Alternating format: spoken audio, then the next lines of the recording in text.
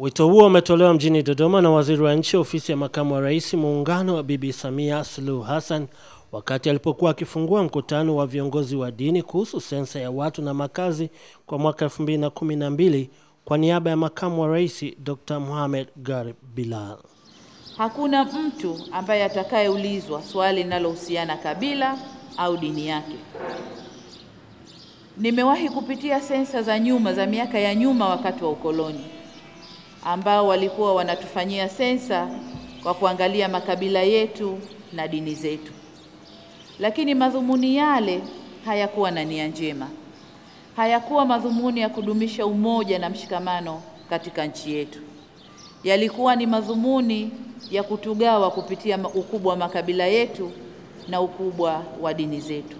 Hata hivyo, hoja hiyo ilipingwa na baadhi ya wajumbe wa mkutano huo na kusisitiza kuwa wanataka sensa ya mwaka huu ichukue pia takwimu za idadi ya watu na dini zao, kama Katibu Mkuu wa Shura ya Maimamu nchini Sheikh Ponda Isa Ponda alivyosema. Tunaelezwa hapo kwamba wakoloni waliweka kwenye cha dini, lakini lengo lilikuwa ni kutugawa, kitu ambacho hakina ushahidi.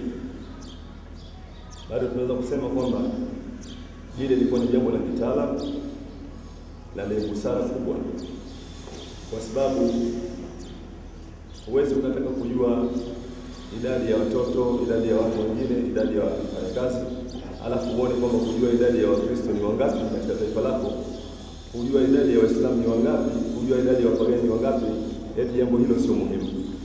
Kwa upande wake, mkurugenzi mkuu wa Ofisi ya Taifa ya Takwimu Dr. Aprina Chua, pamoja na kueleza jinsi madodoso yatakavyokuwa, lakini akachukua wasaa huo kuwaeleza wajumbe lengo la kuwa na sensa kama hiyo ni kupata taarifa muhimu kwa ajili ya kupanga, kutekeleza na kutathmini mipango ya maendeleo kwa lengo la kuboresha maisha ya wananchi wake. Mheshimiwa mgeni rasmi, hii inatokana na ukweli kuwa rasilimali kuu ya nchi yoyote ile duniani ni watu wake, na njia pekee ya kujua ukubwa na hali ya rasilimali hii ni kupitia sensa ya watu na makazi.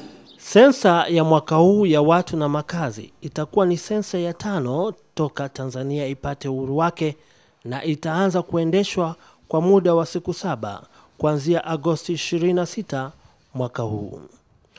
Kutoka hapa Dodoma, ni Kuringe Mungi.